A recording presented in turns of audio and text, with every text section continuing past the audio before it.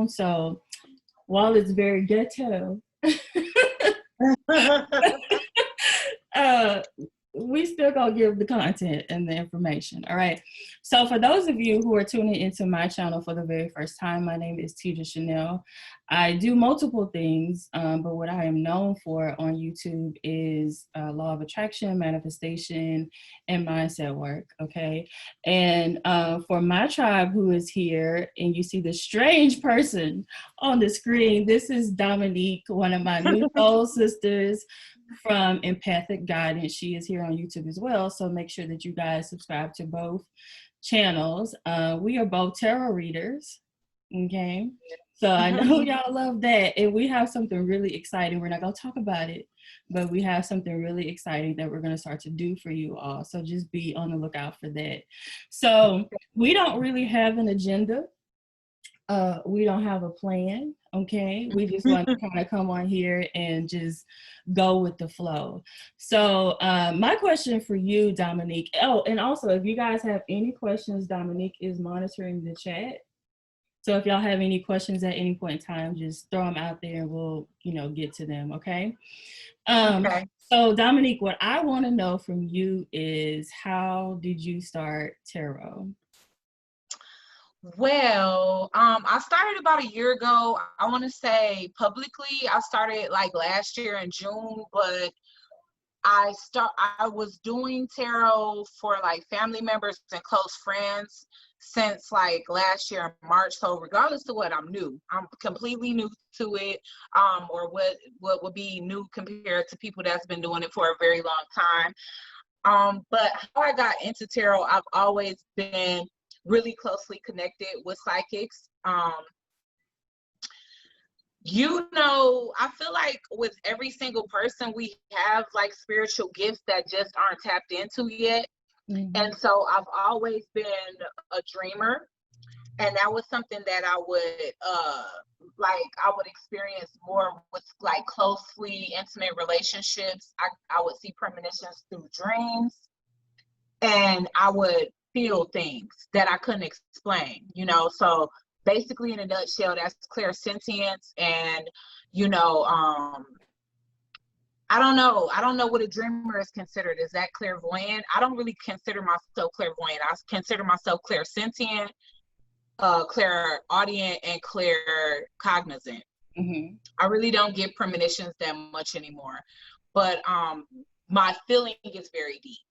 So I got into like the YouTube tarot community, I want to say about 3 years ago. And it was like for a short amount of time, it became like an obsession a little bit. And then I eased up off of it a little, because what I started to notice is that, I don't know, we already talked about it, so we just gonna be straight up in this chat, but I started to notice like the cookie cutter type of tarot card readers, and I just wanted to offer a different flavor and like a big sisterly vibe, and share my spiritual journey with people. And the tarot thing was just for fun, but the more I got into it, the more it resonated with people, and I could see people like evolving and changing and getting themselves unstuck from situations. And a couple of people started going through a spiritual awakening shortly after we met and started interacting with each other. So when I really saw it as a tool, that can really help people, then that's when I really started getting more and more into it. Because when I first started Empathic Guidance, it was more about bringing awareness to narcissistic abuse, as well as, just like I said, sharing my spiritual journey. So yeah, that's how I got into the tarot. I've always been into psychics, but I never really saw myself doing it until I just had cards in my hand and it came so naturally. Right. And most people that do get into it, they say the same thing. Like literally when they touch the cards, they just know what to do, So. Yeah, for me, I started, I think, towards the end of 2018. And I really just started reading cards. Ma'am, you can't. No, ma'am, go in the room. Excuse us. I really started I just really wanted to tap into my intuition. When I was a kid, my third eye was all the way open. And I tell this story all the time on my channel. Wow. And I experienced a lot. I saw a lot, I heard a lot. And frankly, I wasn't here for it. And I wanted everything to be, I wanted to close my eye and live in peace. And so for years, I really didn't experience the paranormal on the level that I did as a kid. But then I became interested in tarot, and I just like get a deck of cards just to develop my intuition again. You know what I'm saying? Right. And then some kind of way I was just really good at it, some kind of way. And I started doing free readings on my channel. And what I didn't know is, or what I didn't understand is the importance of protecting yourself. That opening prayer, that closing prayer, sacred baths and all of that, because what started to happen was I would be on live doing these free readings for 2 and 3 hours at a time, and then I would be asleep for like 3 or 4 days. I was exhausted. Wow. It drained me in the worst type of way. And so then when I made the connection with, you know, readings and then being exhausted and drained, I just stopped cold turkey. So for most of 2019, I didn't pick up a card. I did not touch any of my decks because I was like, yo, no. And I think it was the beginning of this year that I got back and started doing it again. But for me, it was simply, you know, I just wanted to be able to see if I would be right. When I would, if I could interpret in the right way and really tap into my intuition and connect to spirit, most importantly. So that's how I started tarot. And I actually really do love doing it, but it definitely can be draining. It definitely. So something else that I wanted to touch on, which we kind of talked about privately, is, you know, the goings on in the spiritual community. There are so many of us in the spiritual community that, you know, I have an apothecary, you know, you and I both do tarot. There's so many different people involved, but there's a lot of not so great things going on in the community as well. And, you know, we touched on how it's hard, or not hard, but I don't know, why do people not want to connect in this community? Yes, we all do very similar things, but why do you think people are so bothered by other people? Like, most people wouldn't do this collab because we both read tarot, right? We both here on YouTube, and most people wouldn't even do this for fear of, oh my God, I don't want her taking my audience or whatever. So what is your take on it? Why do you think that is? Well, I think it's very sad. I mean, but at the same time, I don't have a natural interest in competition. I have a natural interest in like empowering each other, supporting each other, and that's just always come naturally to me. I've never really felt, you know, like it's been a forced thing to be, you know, to congratulate people.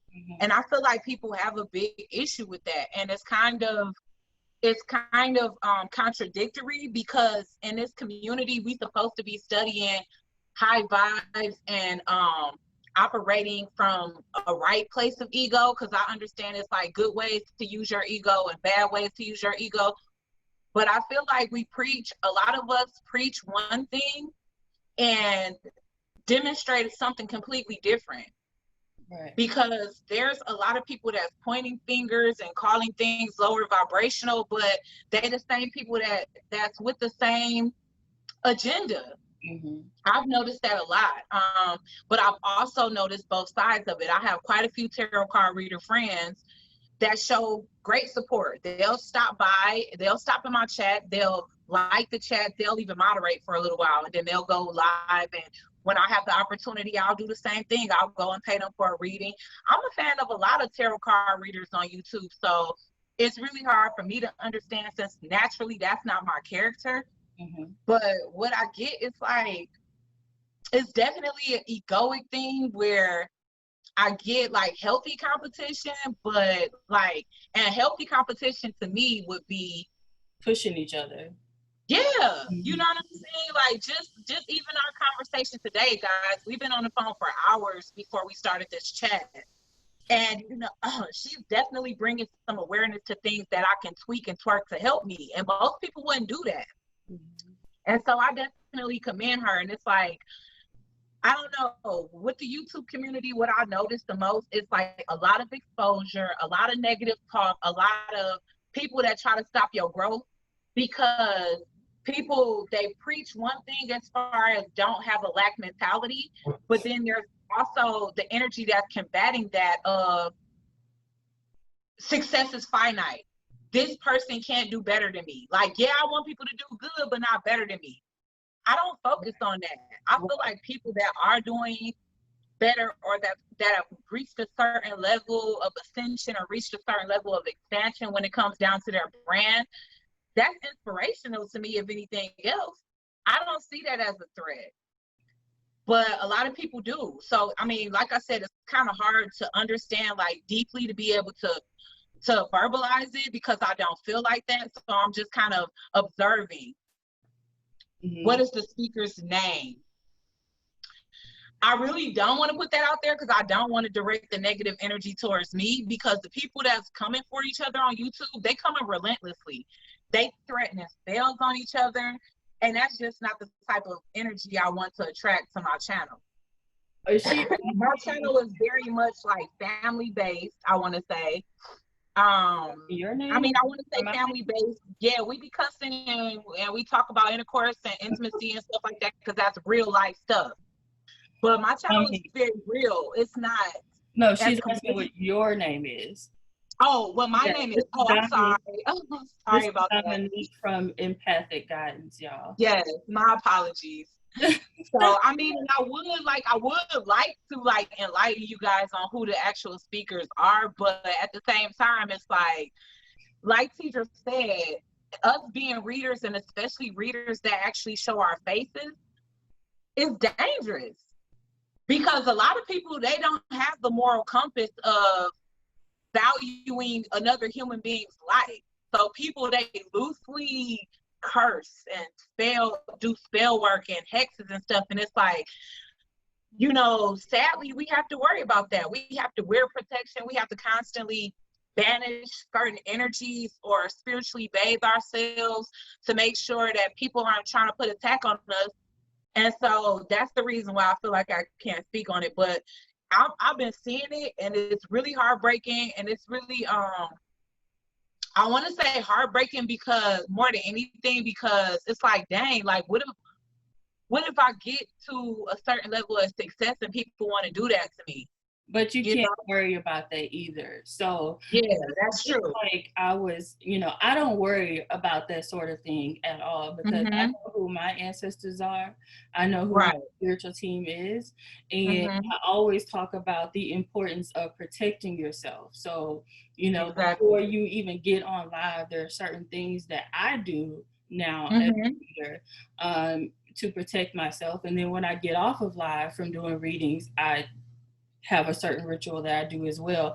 So as long as you are protected, I don't feel like we should worry about it, because worrying is just going to attract it. You know what I'm saying? Yeah, and it's exhibiting like the opposite of faith. And it's like, when you don't have faith, it's kind of like your ancestors that are like providing you protection, it's kind of almost ignoring the fact that they're there and that they have your back. You know, I don't trust that my ancestors really have my back like that. So what are ways to combat worrying? Is to focus on what you actually want. So this is where the law of attraction comes in. And there's a saying that goes, what you focus on expands, okay? Worrying is meditation. Worrying is a form of meditation. Okay, so we know that when we go into meditation, we are deeply breathing, and there are visualization meditations that I talk about all the time as well, where we're focusing on the desire, right? We're focusing on the thing that we actually want to manifest. Worrying is the same thing, okay? You're still giving energy to those things, or that thing that you don't want to manifest, okay? So anytime that you are worried or anxious or really depressed, always keep in mind that you are manifesting more of it because you're focused on it, right? So the way to stop worrying is to focus on what you actually want and not what you don't want. Does that make sense? And don't Yes. use the word struggle. That's a word that has been banned on my channel a long time ago. Okay, we do not use the word struggle. Give us Challenge. more words, because I'm taking notes too here. We say challenging over here in these T Chanel streets. Okay. We don't say struggle, right? That used to be one of my favorite words, and I caught myself because I used it earlier when we first got on live. I said we've been struggling with this internet, or I caught myself. I was like, cancel that, right? Because when our words, words are spells, okay? Words are spells. People think that we got to be, mixing up herbs and whatnot. Y'all see my herbs I got here? I'm working on them. People think that you have to be an herbalist, right, to be to cast spells, and that's not true. Like there's a reason it's called spelling. We spell words, right? Because when we speak, we are casting spells. This is why affirmations work and incantations work. So anytime you are speaking struggle over your life, that's exactly what you're going to manifest, is more struggle, okay? So this is why we don't use that word. Right. We don't use that word at all. I always speak against that word here on this channel. So is there a few other words that we should be careful of using when, we trying to be in the energy of manifestation? You all just focus on thinking before you speak. Okay. All right. So the biggest part of communication is listening, right? And it's also being able to formulate what it is you're going to say before you say it. So we don't want to be reactive. Okay. We want to think about, okay, and ask ourselves, am I about to speak life over the situation, or am I about to speak death over the situation? Okay. And if you feel like what you're about to allow to fly out of your face is low vibrational, then don't say it. Okay. Yeah. Think of a different way to say it. Instead of using the word struggle, use challenging, because I'm not here to say that in the spiritual walk everything is always going to be perfect, because it's not. Right. There are going to be times that you want to curse somebody out and it chokes the shit out of somebody. It's going to happen, right? We're not going to be happy every single day. You know what I'm saying? It's okay to be in that energy, but then we have to learn how to transmute certain energies. So that energy of anger and pissed offness, we need to learn how to transmute that and turn it into energy that allows us to get the result that we want. Exactly. So just passion and creativity, because I feel like that's kind of like along the same lines. Like anger, I feel like can be transmuted into like passion, something very or even like sexual energy. You know, I mean, of course, a lot of us don't want to transmute our sexual energy, but if you are on like the path of being celibate, magic is very powerful, you guys. It is. Magic. So you can actually manifest some incredible-ish very, very quickly with sex magic. But I'm not going to go into sex magic on YouTube because, they don't like oh that. Man, but I'm going to actually create a day that we can go into sex magic. I'm going to touch on that in my Patreon whenever I finally get together. But that's definitely on the agenda. But sex magic is very powerful. And you don't have to have a partner either. You said what? I said you don't have to have a partner either. I'm just saying, because some people very single. I'm not one of them, but I just want to throw that out there for the people who are like, wait a minute, but I'm single. You don't have to have a partner, but we're gonna go. I was telling somebody that the other day in their reading, because it literally came up, and I know people was like, what? Did she just say masturbate? And I'm like, yeah, I just said freaking masturbate. Like, get that creative energy popping. Like, it's very important. Like, people don't understand how big of a role your chakra system plays in everyday life, even like health issues or ailments you can be experiencing. Like it plays more of a role like than we would ever realize. The foods that we eat, the things that we listen to, like that's why a lot of like empaths don't like, or people that are like hypersensitive and clairsentient, they don't really watch the news or watch TV anymore. I don't. That was something that literally I didn't make the decision. Like, I didn't make the decision, like, I don't want to watch TV anymore. But one thing that I noticed was that when I did, I was really attracted to lower vibrational things that made me feel like being volatile was okay. Right. You know, like when I watch TV, I watch things that's very dramatic, like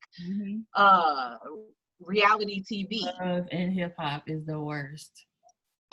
Exactly. And that's the type of stuff I was watching too. So of course, that was like manifesting in my relationship where I was thinking it was okay to be volatile and pop off and stuff, and that's not good. It's not good at all. So yeah, like consumption of things, in addition to our thoughts, I feel like the consumption of things, that has a lot to do with our vibration. Right. And see, you didn't even feel like you didn't make the conscious decision, did you, Lulu? You literally probably it just probably fell away out your life. A lot of people that become vegan, yeah, I do feel like as they get deeper and more dedicated, then yes, it is planned. But a lot of people that slowly stop eating meat, it's not even a conscious thing. It's more subconscious. Like meat just been having a funny smell to me lately. It's like, you know, if I eat something, it's like lighter, like seafood or something. But I do feel like I'm going to transition out of that because the goal is to eat better, to eat vegan. Just because I know for a fact that it fuels my higher self. Like I feel more connected to the divine when I'm only eating fruits and vegetables. Because the times that I did, my intuition was, wow. Yeah, it was truly heightened. I don't eat meat. I've been vegetarian / pescatarian for 14 years. Wow. And I don't ever try to convince people to stop eating meat. That's not my thing. I'm not that person that's like, oh my God, you eat meat. No, I'm not that person. But what I do like to point out is that, you know, when it comes to eating animals, like when they are slaughtered, they know they can feel that they're about to be killed. You know what I'm saying? Right. And that energy, that frequency gets trapped in their cells. Okay. And then meat eaters turn around and eat it. Okay. And so you're taking on that vibration, that low, fearful vibration. And anxiety, depression. Yeah, and these animals that you're pent up for the most, probably all of their lives, they don't get to be animals and be free, and then you're eating that, and it's just like, that's what makes it so hard for some people to elevate because of the things that we eat, okay? And again, whoever eats meat, I don't really care because it doesn't affect me at all, but just, you know, just be mindful of that, and also really speak to your food and pray over your food, and you know, increase the vibration and the frequency of whatever it is that we're intaking, because frankly, you know, there's something wrong with everything, child. There's something wrong with there's something wrong with like I was going to even take it a step further, because I pray and speak life over my water. Even you have to like some people, they write on their bottles. Yeah, I have everything. A bottle here. My bottle actually has a crystal inside of it, which it's crystal infused, and this is green aventurine, which is a money stone. Prosperity. Ooh, so that is one of my favorite money stones too. Yeah. So, I mean, that's just what we have to do at this point, since we aren't manufacturing or growing our own foods, producing our own foods and our own water and all of that. We just have to, you know, speak over everything that we intake into our systems, because it really does affect us. But I want to transition a little bit, because Dominique and I just connected not that long ago. Dang, I wish I could read the chat. I can't. Not that long ago. And so I don't know a whole lot about her belief system. And let me read. Okay, we don't have any questions yet, right? So those who have been on my channel know that I broke up with Christianity. I don't know, girl, it's been a long time ago. It's been years at this point. And you know, I used to go to church every day. I say 8 days a week and twice on Sunday. I was raised in the church, and I was very heavily involved in the church. But one day I just kind of started to look around, and I'm like, wait a minute now. I come to this church every day, literally almost every day. I was always involved in something. And, breakthrough is always coming, right? Every year, Right. next year gonna be your year. God's gonna create this huge breakthrough. And I was like, well, damn, we all wait on the same breakthrough. Why is that? You know what I'm saying? Right. And, everybody's on the struggle bus, right? Because that's what it was at the time. It was a struggle bus. And and I just didn't understand, so many people were struggling and having money issues. And even the pastor was going through a whole lot financially and just not able to get ahead. And I remember he would have us do like this really corny stuff sometimes. I still love him, but he was corny sometimes. And so he had us one, I think it was like it was like a New Year's Eve thing where they provided all these planters, and everybody was supposed to plant a seed into the planter, right? And we were going to start to see these plants grow. And that was like symbolic of our money growing, right? Girl, why are the seeds transmuted into plants? Like none of them grew. And the couple that sprouted, they died. So I was like, hold up. So that was like a sign. I was like, hold up. Like, this is not fertile ground, obviously, right? There's a reason everybody is struggling, and people were talking about each other, and everybody, like my bishop, I still call him my bishop. He's very handsome. If y'all can think of Ghost from Power, that's exactly who my bishop looks like. Really? With good hair. Girl, beautiful girl. Okay. And so everybody just wanted this man, right? He had a whole wife. And so you had all these women that were going after him and whatnot, and I just wasn't here for it. So eventually I was like, hold up, I got to get away from this energy because something isn't right. I didn't know anything about spirituality, law of attraction, none of that at the time. But I knew that this no longer felt right. Being a part of the church no longer feels right. So I literally broke up with the church. I unbrainwashed myself. I stopped believing in Jesus, and I said, okay, I'm gonna start over. And this time, instead of being told what and who to believe in, I'm going to go in the direction that my spirit is pulling me, right? And so I haven't stepped foot in a church in about probably 10 years. And I just feel so much better now that I'm more connected to my ancestors versus this God in the sky that never seemed to be around when he was needed. So that's just kind of where I am.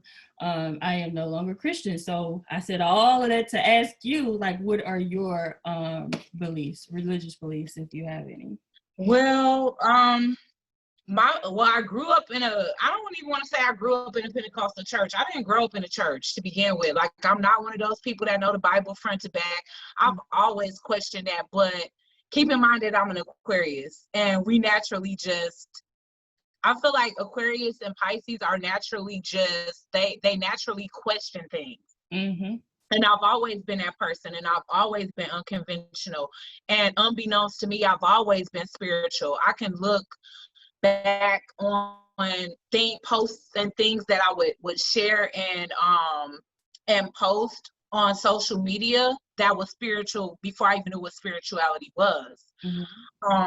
So like I was saying about me being into psychics, I had met one, I want to say it might have been in 2016. And at this time, I was experiencing a lot as far as my clairsentience was going. So like I would be waking up at 3 o'clock in the morning every day, and it would be tough for me to like go back to sleep till about 6. And I would be experiencing like extremely emotional like floods, like if somebody died, like somebody famous died, like whenever the world at large was really sad, then I would experience like a lot of, I don't want to say depression because I couldn't really tell where it was coming from. But of course, that's the unempowered empath. So I ended up asking Matt Happy, which was the person that told me about my gifts, like, why is it that, you know, when things happen in the world, I'm so affected by it? Yeah. Or when like somebody's like, it's the anniversary of somebody's death and I don't even know it, or the anniversary of their birthday, I would be really emotional. Like, I know it sounds weird, but that happened with Amy Winehouse. And I know people are like, how the hell do you have a connection to her? But I don't know. But I didn't know when her birthday was, but I remember for like a week straight, I was like waking up in the middle of the night, watching her documentaries, listening to her music, crying a lot. And I'm like, what the hell? Like, I'm a fan, but come on now. And finally I looked it up and it was like her birthday was the next day. And I'm like, so her family probably going through it and I'm picking that up. So finally I allowed the spiritual awakening to happen. I think, and don't judge me, guys. I'm just trying to be real. I mean, I'm a real person, but I'm a real person that has had issues that I've evolved from. But I had a really, really bad temper too. So, I mean, empaths don't just be affected by like sadness. We be affected by negative energy vampires, and a whole nine. And I exchanged energy with somebody that was really, I don't want to say they was really evil, but they had bad anger issues. And coming out of that relationship, I still carried that with me. And the final straw when I got fed up with myself was because I caught my boyfriend cheating and I pulled a gun on him. Oh. And that was just overboard for me. That's when I'm like, sis, you need something deeper than anger management. You could have killed him. You could have killed yourself over a dick pic, and it ain't that deep. Oh. You know, so that's what let me know, like, look, yo, temper is out of control. Whatever these emotions that you can't get under control need to be gotten under control. And that's when I got into meditation. Yeah. And meditation just led me to everything else. I got curious about crystals.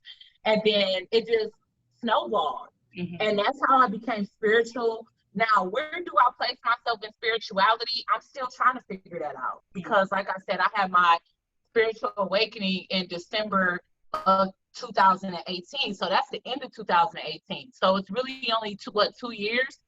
I feel like when you step into spirituality, there's going to be a lot of experimental energy. You know, like I felt connected, you know, to multiple things. Like I don't feel discriminatory, but I still feel like that's because I'm trying to find my way. What I've been feeling connected to lately is like Yoruba, I think that's what it's called, but I've been like, I feel like the African ancestors have been just sending me signs. Like, I don't know, like you guys know, I just recently started connecting to Oshun. And I didn't go looking for her. I almost feel like she came looking for me. Exactly. I'm not even gonna hold you up, guys. Like when it comes down to the spirituality thing, y'all probably think people crazy when we talk about repeating numbers or certain signs that we see. But I'm so head in a cloud, like it's hard for me to be grounded because I'm all air and water. I do have like Capricorn in my chart, but I'm literally so much water and air that I'm just always in the sky. Like a year ago, I saw a turkey. What do you call those? It's like a turkey vulture. And it took, like, I had to do a lot of research about Oshun to listen to the story or finally make it to the story where she got heartbroken by Shango and she went up to the sun to try to get away from him and she got burned and burned her hair, her face. And she just didn't feel as beautiful as she used to anymore. And she had to find other ways to heal people outside of using her honey pot or whatever. And I was wondering, why the heck was this big ass bird flying in the hood? I taped it, like it's on YouTube somewhere. But I'm like, guys, can y'all tell me what's the spiritual meaning of this bird? And nobody knew. They like, girl, that's a turkey vulture. Like, and I'm like, what is it doing in the middle of the hood though? But little things like that you notice. And I feel like spirit is trying to tell you, like, who really paying attention to the birds in the sky? Unless spirit wants you to. Like, I want you to see this big old bird, and it's flying dead in the hood, honey, because this is Oshun that's trying to get your attention. It's time for you to evolve from the lack of self-love. It's time for you to evolve from self-medicating addictions or trying to get yourself to feel when you feel numb, or trying to numb yourself when you feel too much. Like, spiritual people have a lot of challenges, you guys. Yes, like, and that's because our ancestors, they be pushing for us to get into it. Like, hello, we're trying to send you signals, you're ignoring it because your head is in a cloud. And so that, I've been getting signals from her, I want to say all the way from last year, and I just ran across something or videos that I listened to her story, and it sounds so much like mine. It's like, dang, it's so crazy that, people, deities, spirits, energies, they have the same challenges. And notice I'm going by the Tedra Chanel rule of not using the F word. Challenges, like people from way, way, way back in the day, or, like, basically, I feel like the stories of the Yoruba deities are almost like what would be considered biblical, figures to us. We set up altars, we thank them, and they come through. Yes. They come through. They come through just off the smallest things. They'll be, and I'm not saying like just try to throw them the smallest things, but right now, I'm facing some challenges. I'm not in the best position, but I set up a little tiny table with some sunflowers, some honey, a mirror, and it just seemed like stuff in my life just started going right. Like, if you guys truly connect to yourself, if you truly put in the honest effort to heal yourself and connect to your higher self, you guys will see difference, like a change in things. And it doesn't matter how small the change is. First, you have to appreciate the small changes for bigger changes to come. Mm-hmm. So that's what I would say for right now. I don't know like what title to put on me further than just spirituality, but I do want to learn more about, Ifa or the Yoruba heritage, because I do feel drawn to it. I get emotional when I listen to drummings and things like that. And when y'all feel stuff like that, it's not for no reason.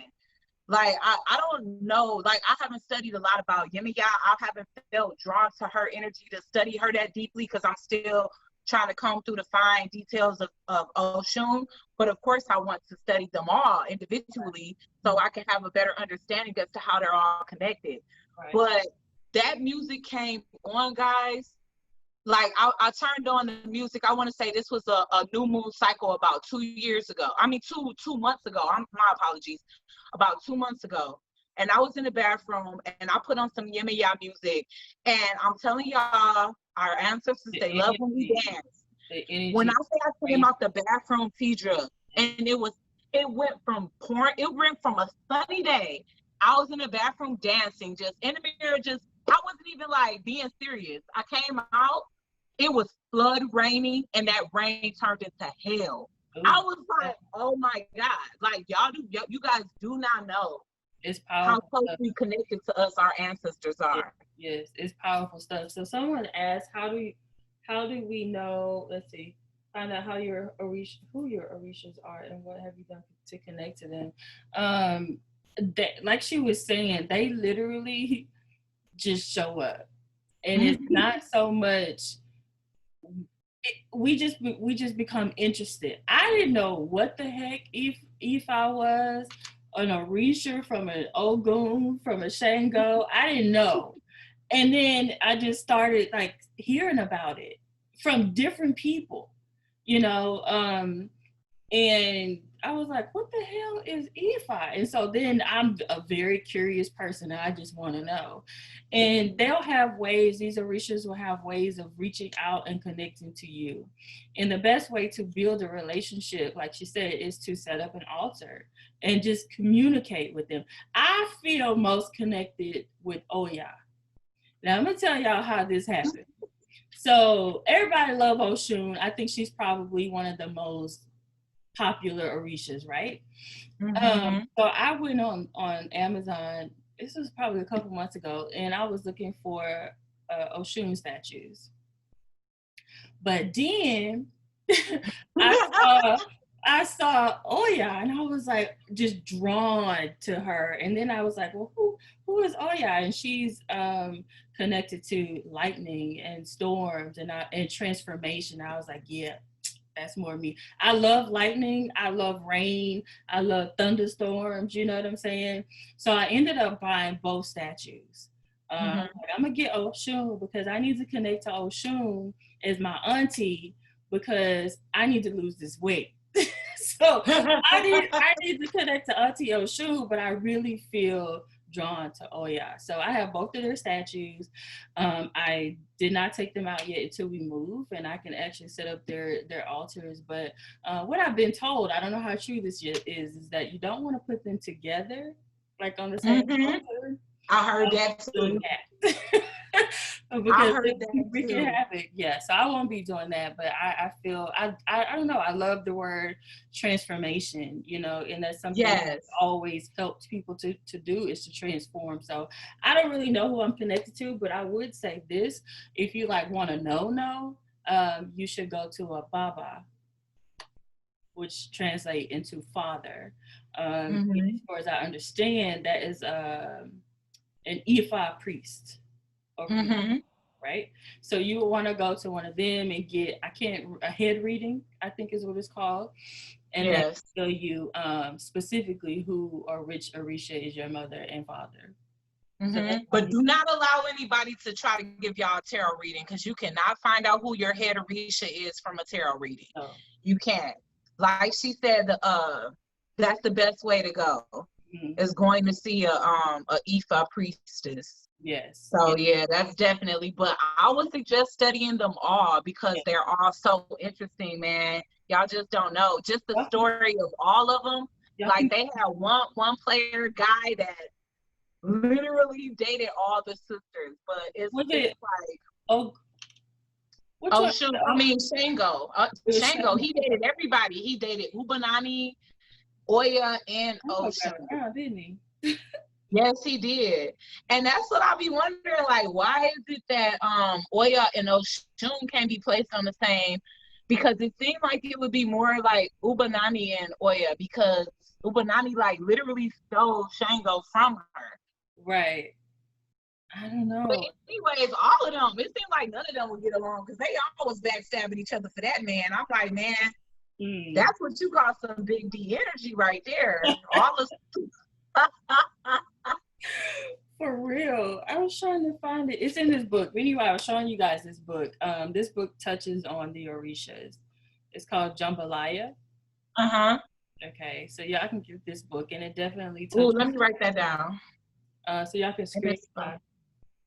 Wait. It's called Jambalaya, like the rice dish. But yeah, so that's that. So at this point, I want to pause. Does anybody have any questions? Yes. Okay, so Ms. Moore says, I've had an Ifa priestess and priest reach out to me out of the blue. How do you know if they're the real deal? That's what you got to follow your intuition. Yeah, I don't really like when people reach out to me. I don't either. Because that just seems like It's weird. But I've had people reach out to me as well. I had this person reach out to me who claimed he was from Africa. He was a priest, and he was like, you have this curse over your life, and your ancestors want me to break it for you and send me, $300. Right. And I'm like, you'll get your ass out of my gym. One of them literally added me on Facebook and was like, how can I be of service to you? I'm like, I didn't think I asked for it. You can't. And he was like, well, I mean, and I ain't gonna lie, y'all. He read my life. Like, he was like, well, I just feel like you got a generational curse of love and money over your life. And that's why you struggle and you get, that's why you have challenges. Challenges, okay, when it comes to love and money and this and that. And I'm just like, dang, well, just come read in my life. Like, I want to come seeking services. Right. I don't like when people come to me.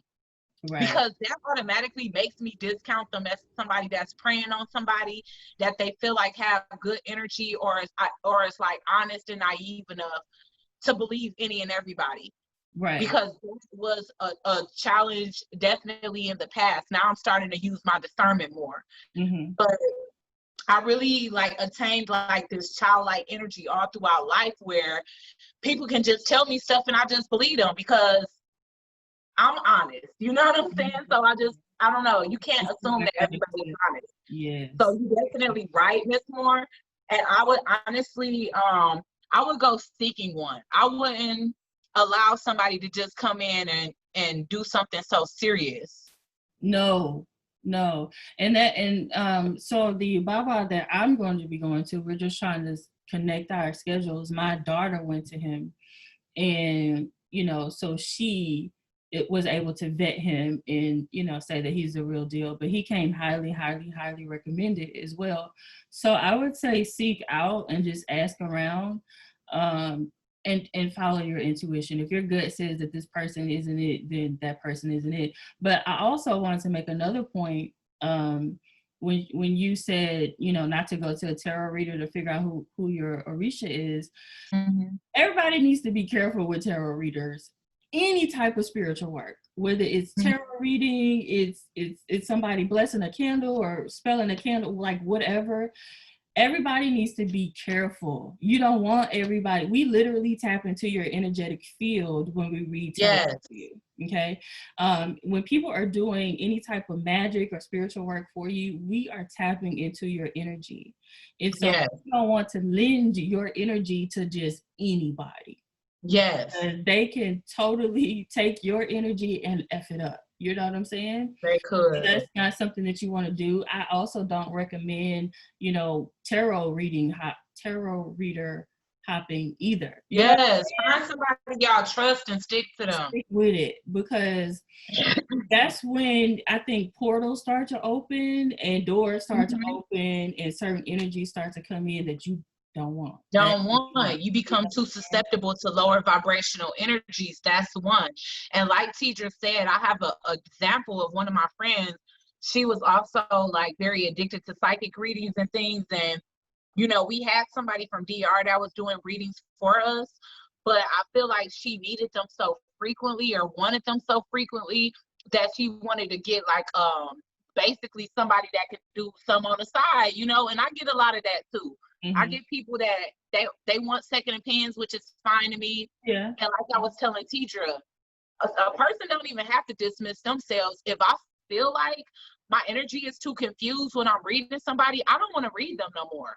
Right. I want to come to you with good accuracy. If not, then it's no need for us to try to connect again. Because if our energy is not connecting on that level to where I'm able to help you evolve out of something, if y'all notice that somebody trying to keep y'all stuck in something, y'all need to get away from them. That's number one. But my friend literally connected with an old psychic that kind of went within and like tapped into her psyche and had my friend spend over $700 on her in like a week's time, paying to reverse spells that weren't even there. Yeah. And all kind of stuff. So y'all just have to be careful, You do. So somebody asked, can you share the information? I'm assuming you're talking about the Baba. Is that what you're talking about? Yes. He is in Houston and he only does here, so you have to be local. Yeah, he doesn't do the whole virtual thing, girl. He wants you there so he can throw shells and all of that stuff. So and I don't even know. And you know what? That's how y'all know y'all can trust somebody. Yeah. People that's willing to do too much over the internet, like when something's supposed to be, because it's more of like, isn't it almost like a ceremony a bit? It is. So that's something you need to be present for. Yeah, you do. So if y'all are in Houston, I don't know his name. I have to ask my child again, but y'all can DM me on Instagram and I'd be more than happy to have you reach out. But I do also know this, you have to be recommended to him. Like you have to, in order for him to work with you, you have to come recommended via somebody else he's worked with. I do know that too. So that's the only way I'm able to get in is because my daughter has been to him. But those are the type of people that you really want to go to and connect with, and not just people who are out here trying to read and do all this stuff for everybody. Like or hitting you up on Instagram, like, hello, I'm a Utah priestess. Like, if you don't get out my DM, man. Right. So the next question I have is, as a tarot reader, have you ever had any like crazy ass readings or experiences that are like memorable and funny? Let's see. I feel like I've had, not really yet. Like, I feel like I've had like really, really juicy storylines, which I feel people would be offended if I shared. Like, I don't know. I wouldn't say anything that's like off the chain paranormal, like, you know. A couple of things that I did experience, and I think this is the reason why I try to stay away from like channeling people's family members and stuff like that, is because once you get that started, I feel like these family members, when they want to speak to their loved one again, then they'll just come, come inviting themselves like, hey, I got more messages, you know? Next to your bed, so, like, just wake up. Yeah, exactly. Because one time I did get woken up at like 3 o'clock in the morning. And I don't know if this is connected to a reading, but like I said, this is the reason why I kind of try to stay away from that, or I charge more so people don't want to get it. But like hoping they be like, no, thank you. But the lamp was just blinking like violently.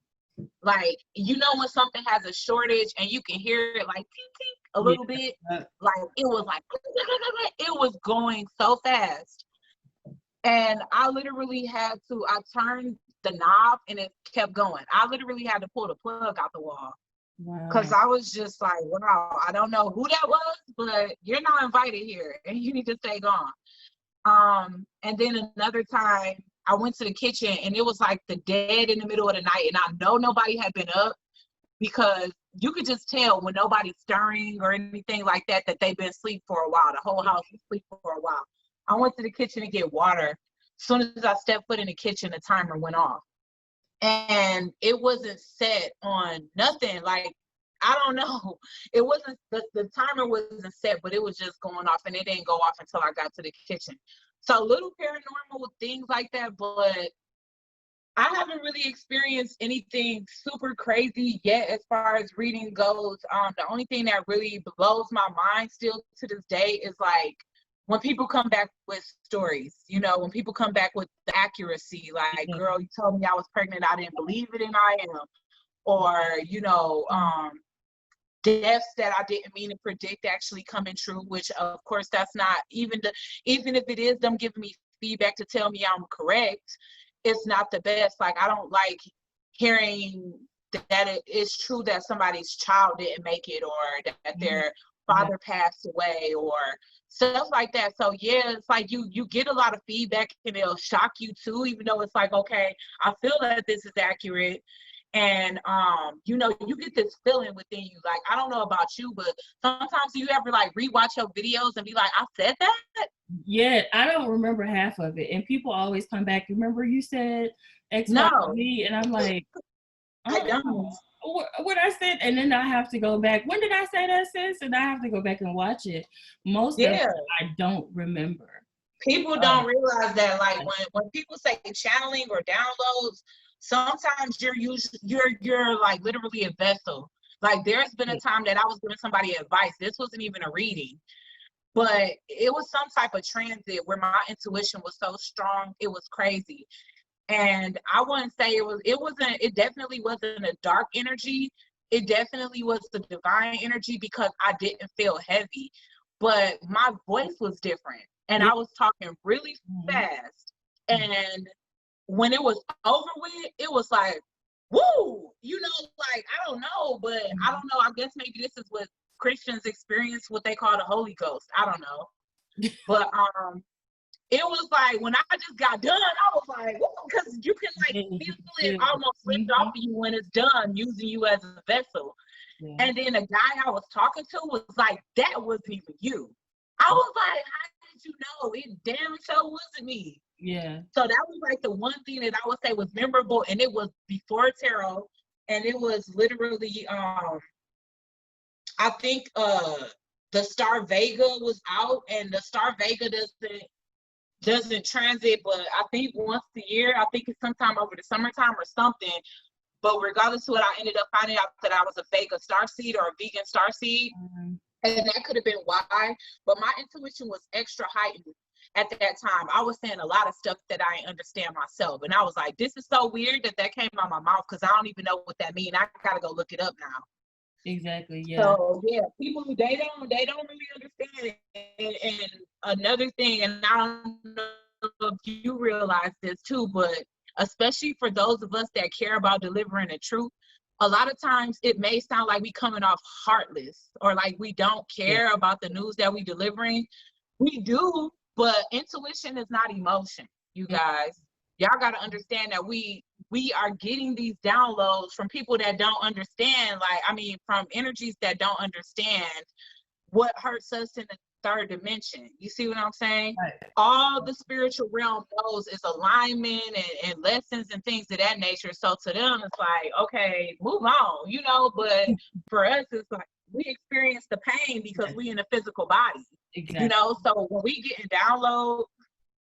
Yeah, Miss Moore's wanted to know, have we ever... Oh, maybe I should turn this all the way down because somebody said I'm echoing. Oh, yeah.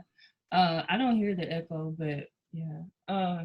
So Miss Moore is asking, have we ever saw something in the cars that we didn't want to reveal all the time? All the time. There are certain, for one of my favorite cards in the deck is a Magician card. And I hate when it comes out in the reverse or sideways, because that's never a good thing. And I'm like, fuck. Yeah. And so I'm like, hold on, let me get another deck. Let me see. And I'm just wanting the narrative to be different. And I'm like, fuck, it came out again, in a whole different deck. So yes, it happens all the time. And for example, I did a reading probably a week or so ago for a client. It was more than a week. And the death card came up, and we were talking about her son, and she's I'm pretty sure okay with me sharing, because we chatted about this during my lives. And she was very concerned about her son, and the death card came out, and I all of a sudden felt death, heavy, heavy, heavy. I felt the energy of death around her son, and I didn't want to say that, at all. I don't like negative readings. I only like the readings that are really, oh, money's coming in, love is coming in, but sometimes it's the total opposite of that, and it's very, it's just one of those truth bombs that just has to be revealed. And so, I told her that I felt this energy surrounding her son, and she reached out to me the next day. Dominique, you're frozen. Can you hear me? Uh-oh, I think we lost her. Hopefully she come back. But anyway, she reached out to me the next day because she had found out some information that her son was, she'll have to come back, staying in a house that someone had passed away in, recently had been murdered in. And I felt that energy. And so, yeah, I definitely feel it all the time, and I'm pretty sure she does too. There she go. See, y'all, this is what's been happening all day to us. This technology, I don't like Mercury when it's in retrograde. Say something. Is your mic on?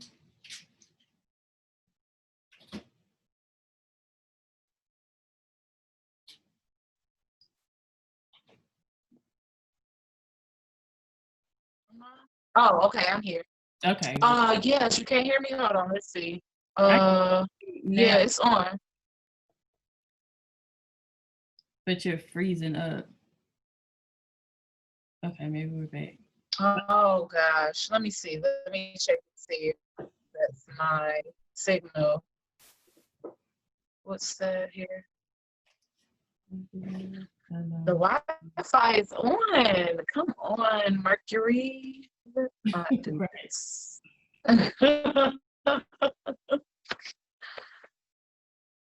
Is the live still going, or did the live stop? No, oh, it's still going. But it's like you're there's a lag for some reason.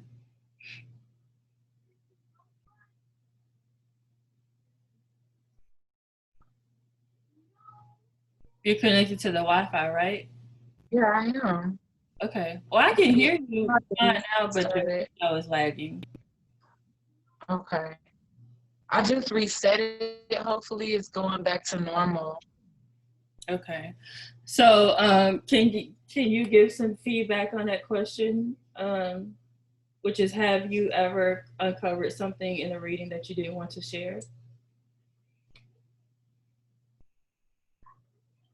I think she's reconnecting us. Just wait a second.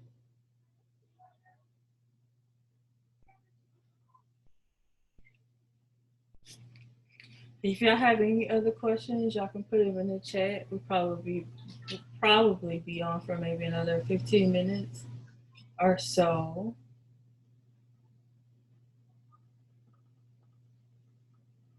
So if y'all have any questions, y'all can post them.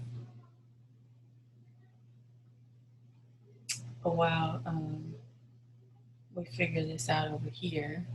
Y'all, we were supposed to go live differently where we both be on YouTube and you can see us just as you all see us here, but that did not work out for us. So we had to, thank you so much. We had to figure it out. I was like, listen, this is going to be real bootleg and whatnot, but we are going to figure it out. So we're definitely going to do this. We've decided like at least once a month, maybe even twice a month. Because I think that collaboration is important. And, you know, especially with everything that's going on, I think we need to come together more than ever and really be supportive of one another.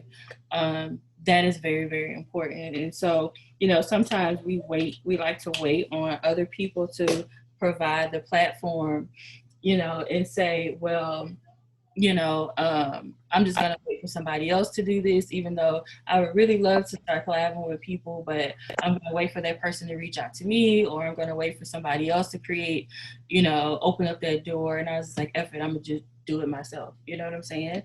And so, like I was telling them, I don't know if you heard me, but I was telling them that we're planning on doing this at least once a month, right?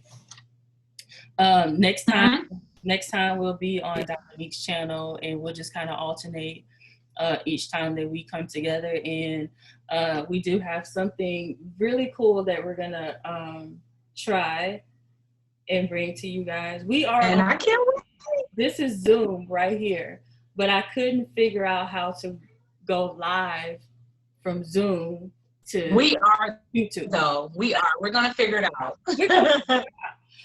We thought we had it figured out, and then Retrograde was like, no, you don't. So then we had to do it this real bootleggish way, but hopefully next time it'll just be cuter and just more better. But yeah. Anyway, did you want to go ahead and answer that question? What's that?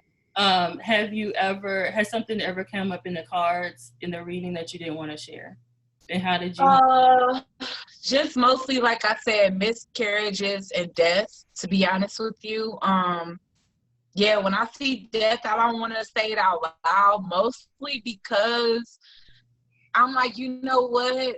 I'm not God. What if this person can overcome this somehow, you know? So just like what you said, you know, watch what's coming out of your mouth, and you don't want to speak life or like choose to speak life or choose to speak death. So sometimes if I feel like it's something negative like death, I'll show those people the cards. Like, you know what? I don't want to say that because I don't want to speak this over your mom's life, your dad's life, over your pregnancy. So what I will say is be careful. Yeah. What I will say is value your time. What I will say is make up with your mother. You know what I'm saying? Because you guys were there in the chat. And I actually got emotional because at the time I wasn't talking to my mom, but that helped me to mend some things, because I'm like, you know what? I'm preaching to somebody what I'm not even practicing. Right. So I need to also make up with my own mother. And the next day I reached out to her and I said, I don't care how much we disagree. I don't care how toxic our past was. I never want to disrespect you again. I never want to argue with you again. I don't want to go through long periods of separation.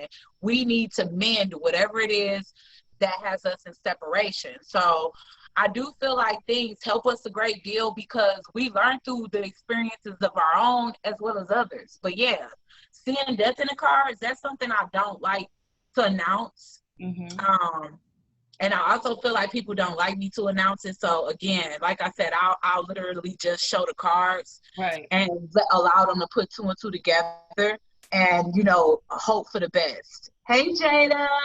yeah. I don't like when the death card literally means death, and I've only experienced it that one time. Usually death is transformation, something coming to an end, the bubbly side of death.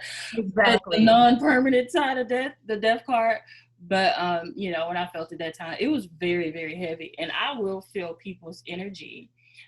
So that's another reason I don't do live readings that often, because I will literally pick up. There have been times that I've been in the middle of a reading and I feel like I just want to cry.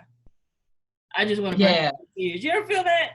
And I'm like, I don't know who this is, but somebody is in shambles right now, and I'm feeling it, I know that it's not me. I know that it's not my energy, and it just hits me like a ton of bricks, and I have to breathe. Like, hold up, I feel like I'm about to have a whole panic attack right now. But that is how we pick up on people's energy, and that's why I say not to go into this lightly. Don't go, to tarot readings thinking that. I mean, people are literally tapping into your energy. And for us, ourselves, we are opening up ourselves to a world of a shitstorm if we aren't careful. You know what I'm saying? Yes. So always respect the reader. Yes.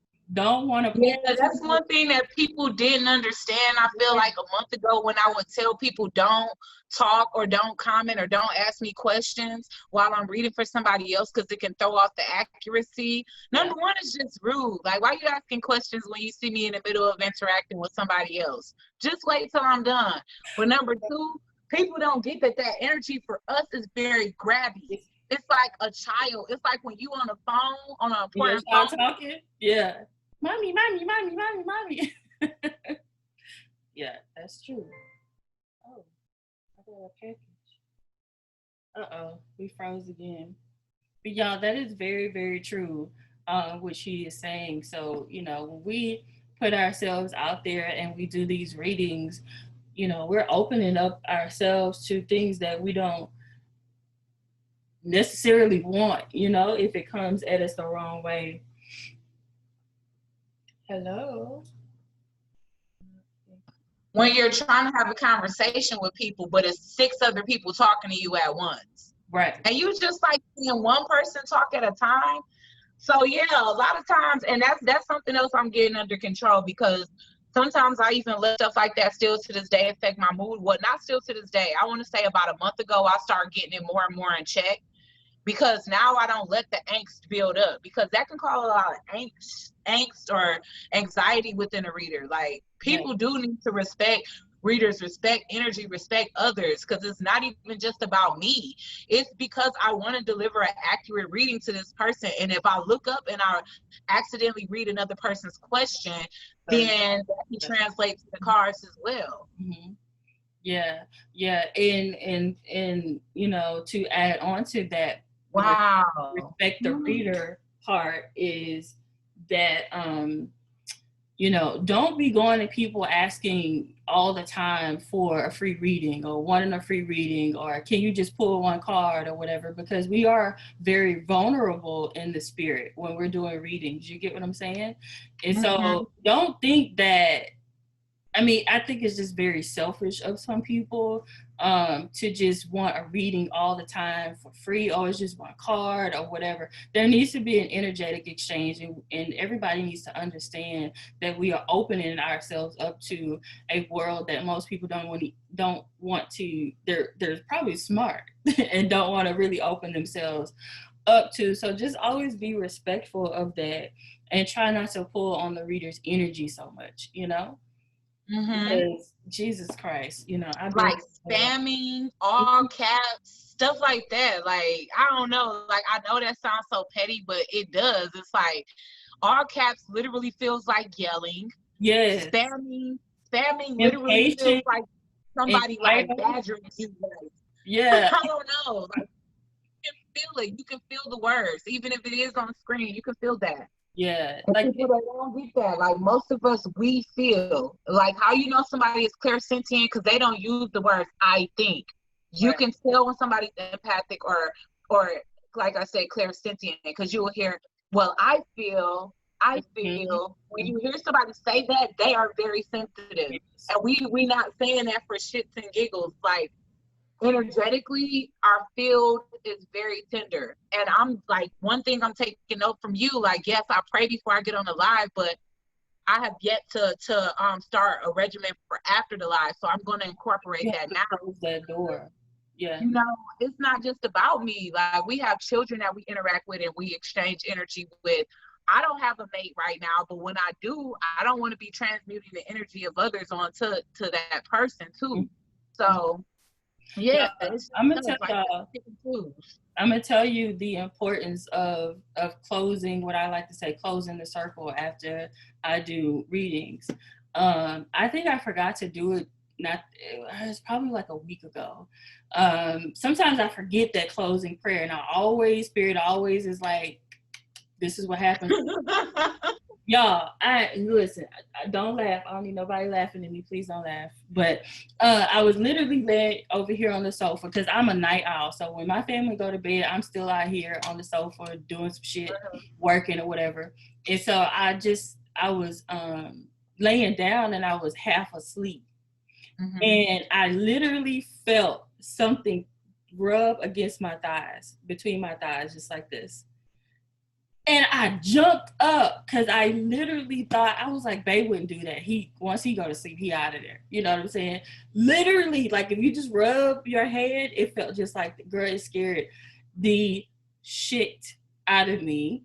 Wow. That is why you have to close it, because baby, them energies will be just walking around. It's like you invited me in and I'm still here. You didn't make me leave. You know what I'm saying? Right. So them closing prayers, baby, you got to go, okay?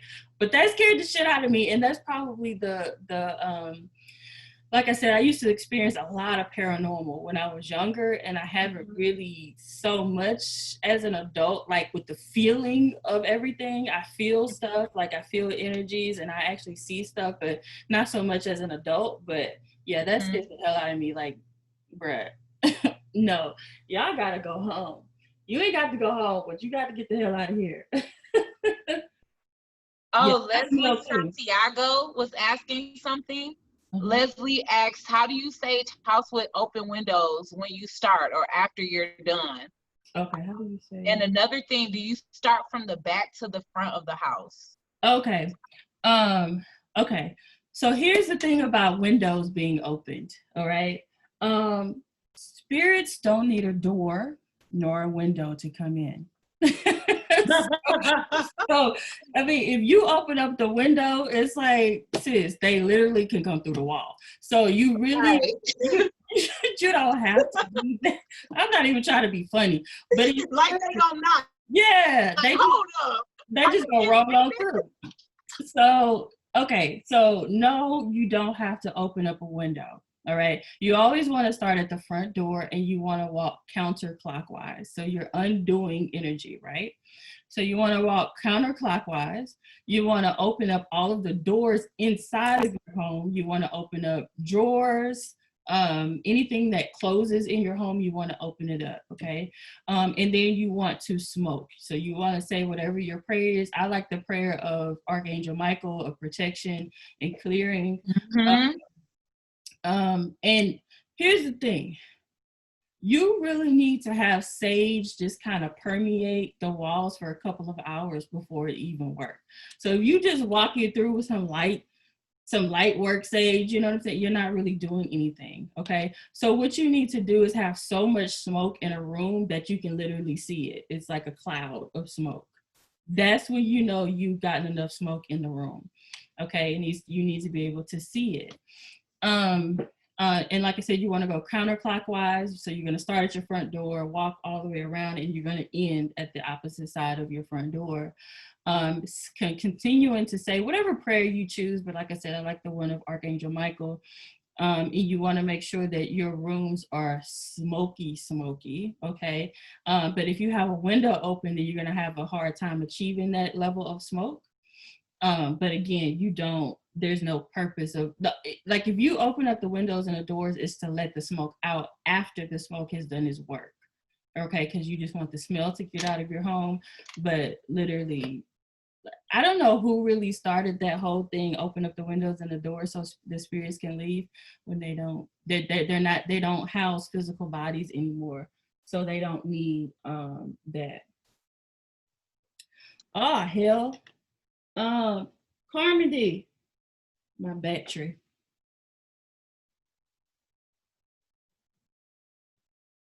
Thank you for nothing. I wasn't trying to be funny, but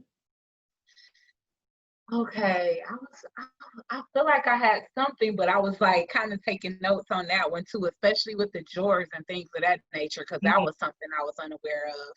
Yeah. And so do you kind of suggest like the same method for those that are trying to do like red brick spells and stuff? Because I get a lot of people that they want to know the details of like reversals, and since I don't feel versed enough in magic, you know, or rituals, which I want to get into, because I do feel like protection is a big part of this, you know, and us constantly clearing our energy. Like it's important for a reader or anybody that deals with people's energy on a regular basis. Like that's good spiritual hygiene.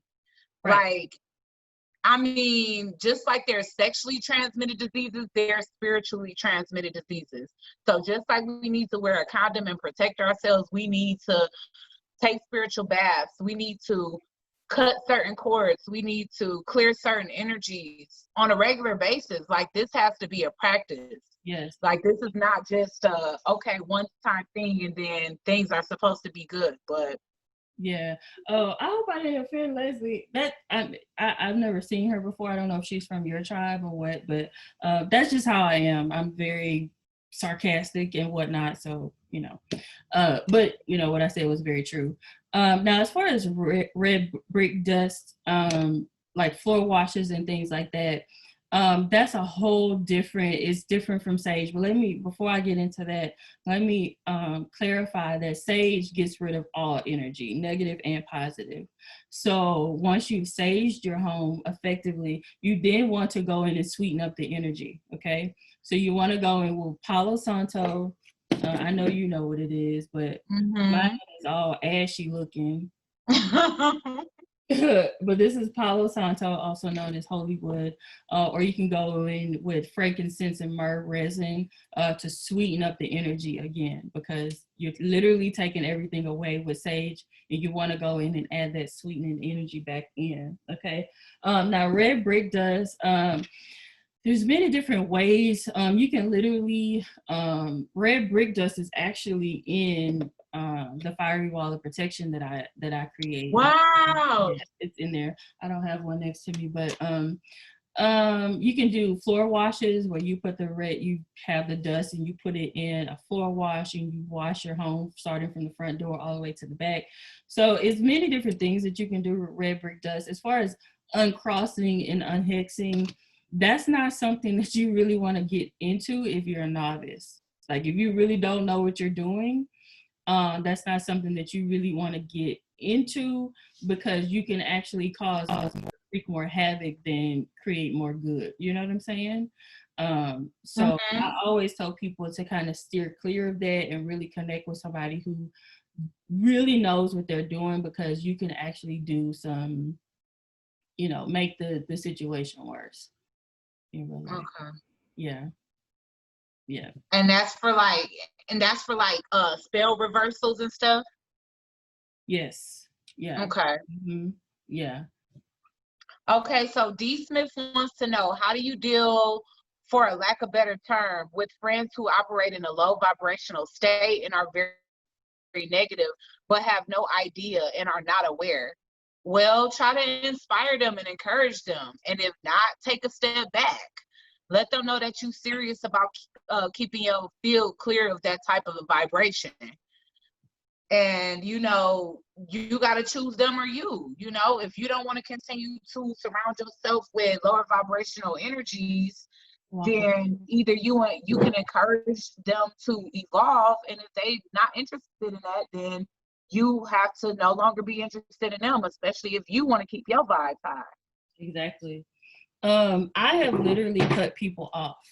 I don't like having very low vibrational conversations. And I tell people that I don't want to know what's going on in the news. I don't want to know what's going on anywhere that's negative. You know what I'm saying?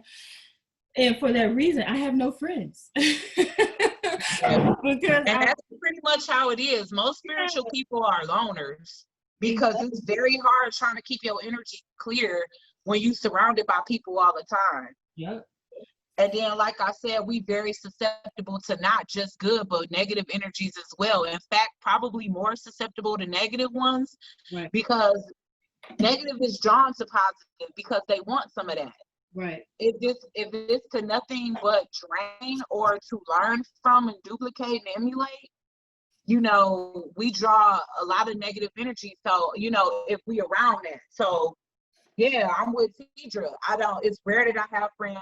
Most of the ones that I do have are like virtual, like people that's over the internet that I connect with, because that's the extent of most of our lives is, you know, staying to ourselves, staying to our families, and trying to keep our energy as clear as possible. So with that friend, I would definitely suggest that. I wouldn't suggest an ultimatum, you know, but if they want to change, you know, show them how they can change. If they don't want to change and they don't see nothing wrong with how they acting, you're gonna have to remove yourself from their life. Yeah, either they'll be willing to match your frequency, or they'll naturally move on anyway, right? Because very low vibrational, angry, you know, toxic people don't want to be around positivity anyway.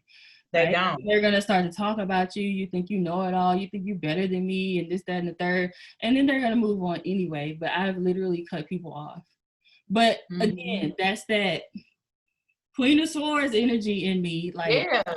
Like I will burn you up because I'm a fire sign, and then I will cut you off. That's just how I am. And then you're dead to me. And I know that's really horrible to say, but it's true, because my energy and my peace is way more important than what this so-called friendship is. And so, like, I literally have no friends.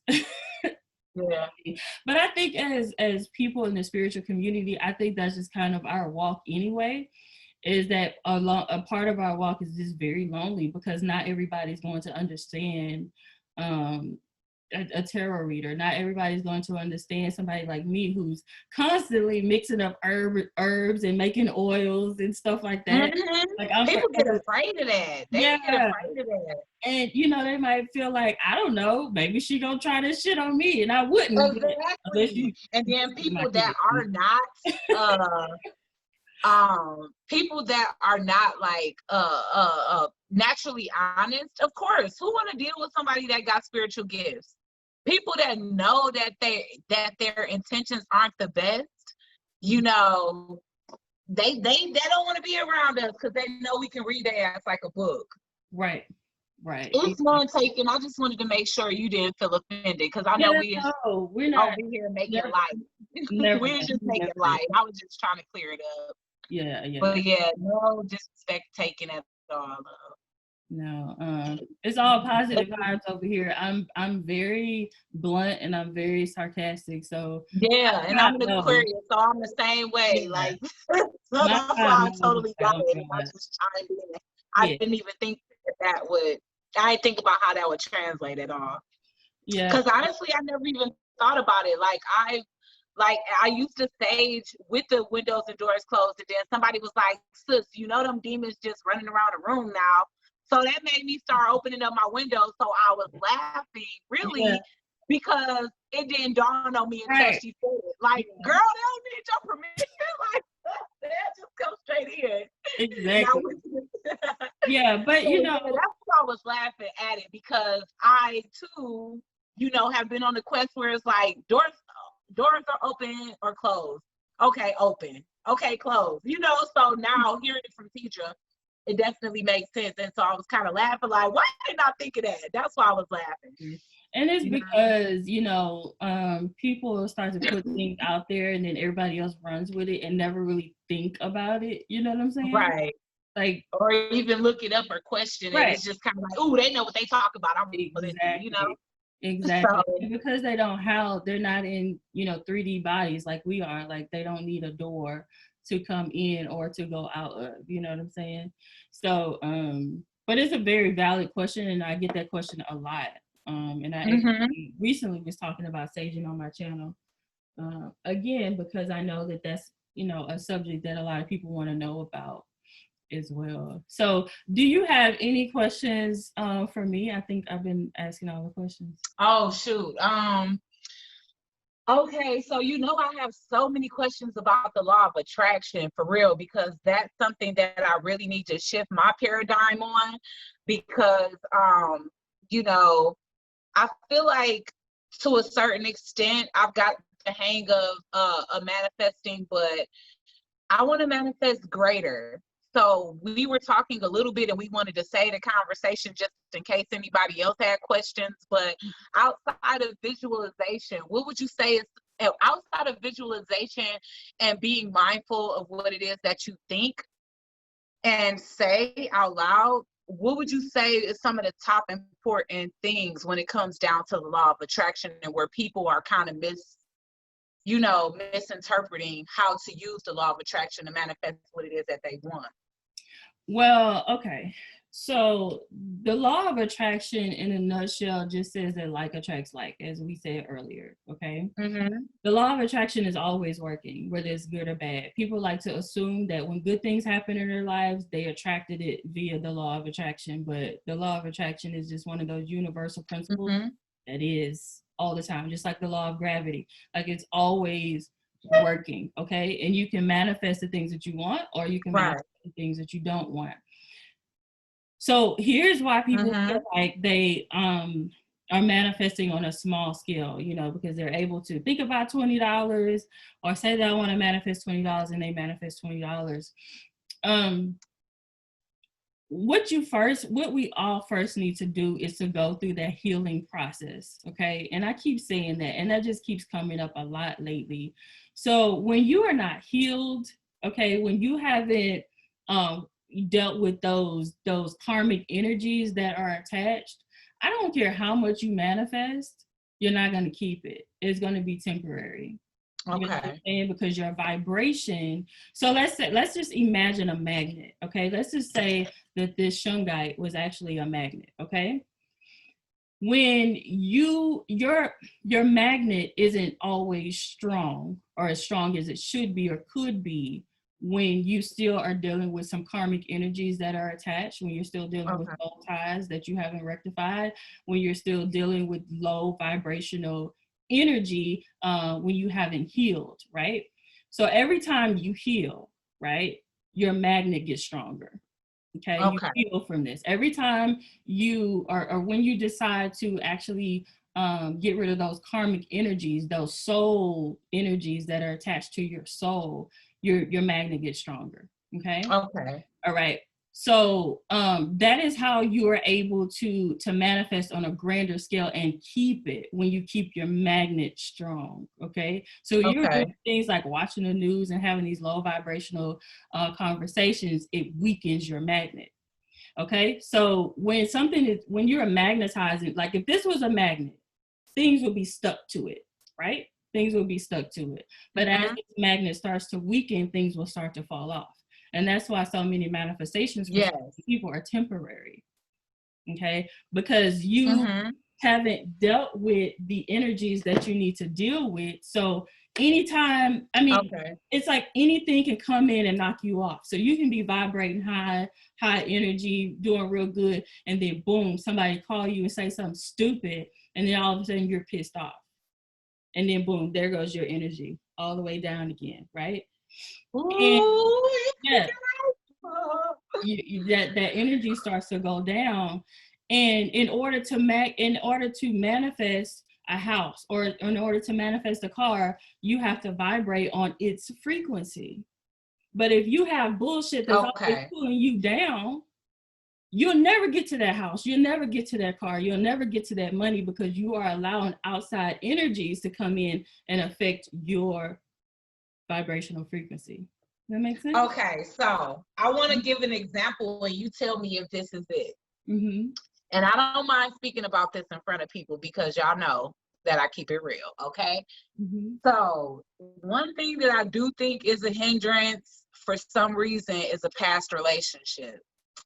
Whenever I put this person completely out of my mind, everything starts to go well. My subscribers start to tack on, my views go up, money starts to flow in well. This man can send a text message that says, "Good morning, beautiful," and everything will stop. Yes. So that's a karmic energy, right? It's called a soul tie. The connection alone itself, right? It's a soul tie. Yeah.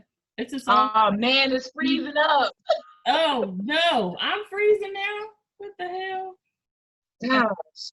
Am I better? Yes. That's so crazy. As soon as I'm about to get the tea, I need this tea. Am I?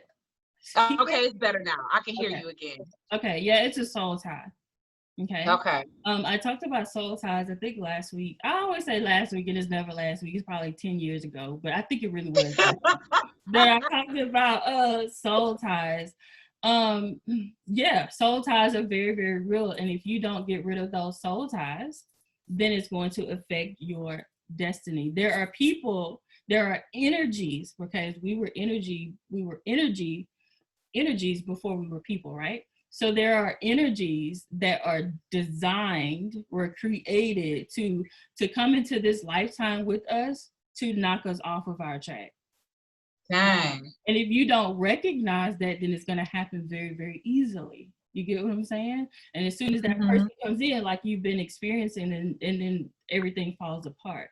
So that's when you know that's a karmic energy. Wow. So you're gonna and you know what? People have been trying to convince me that this person is a higher level soulmate. I'm like, it ain't no way. Not if this person shows up and everything go to shit. No way. What? Yes, I'm like, this just can't be. And it's like, so yeah, ladies, let that be a lesson.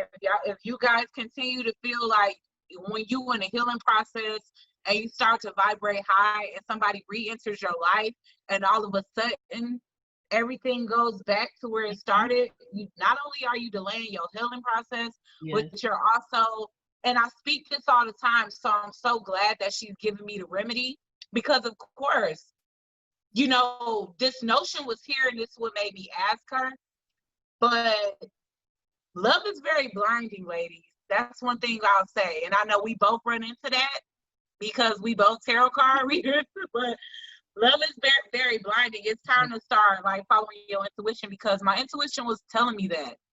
But at the same time, the combative energy, or the energy that was coming up against that, was you so used to everything being negative that you think everything that comes is negative.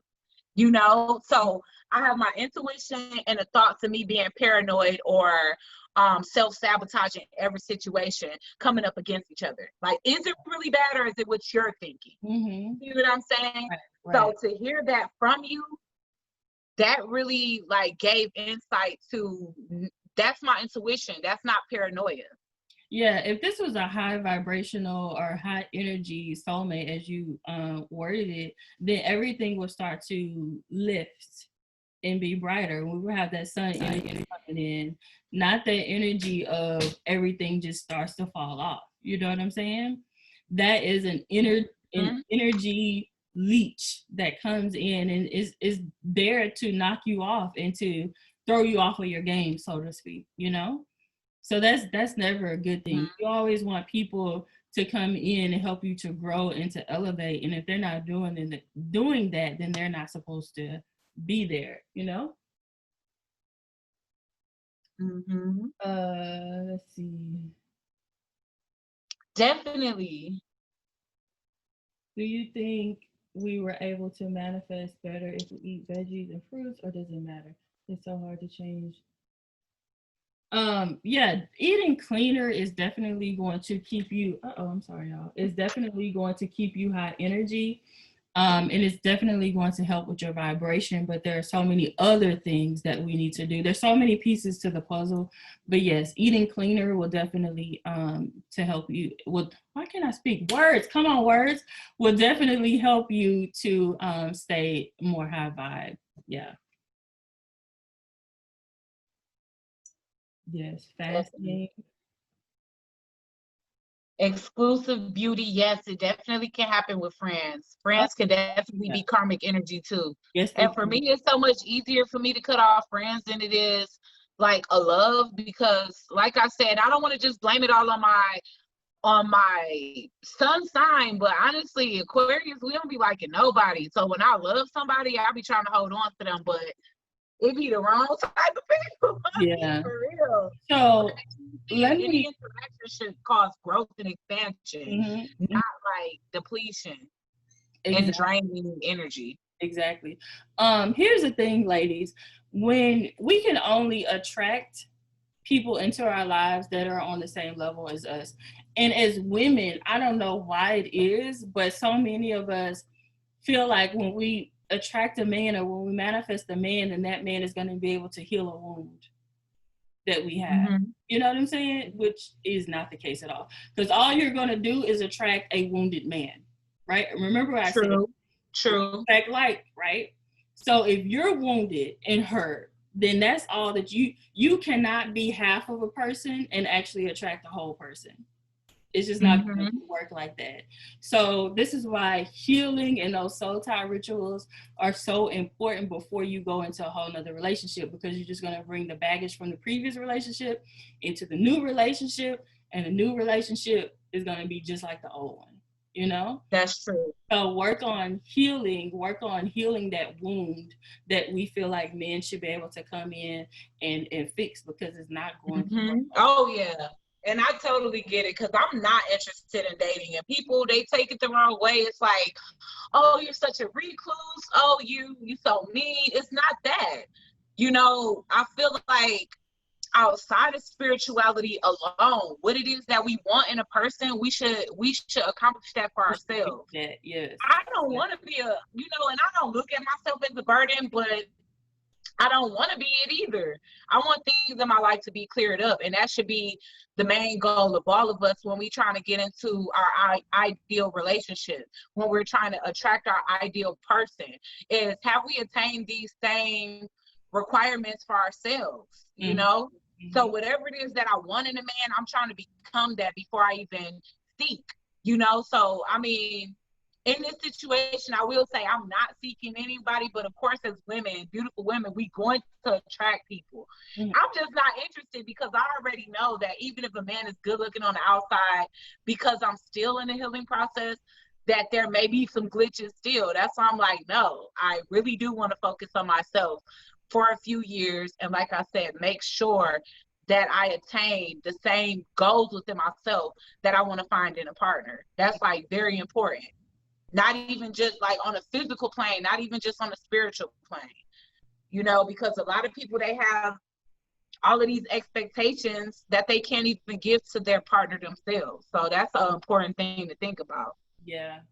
What was you guys' first experience with connecting to spirit? In other words, how did you feel? Well, like I said, spirit connected with me when I was a kid. Like, so this has been like a long life thing for me. And my mom was extremely gifted. I think she had every clair that there was to have. She was born with a veil over her eyes.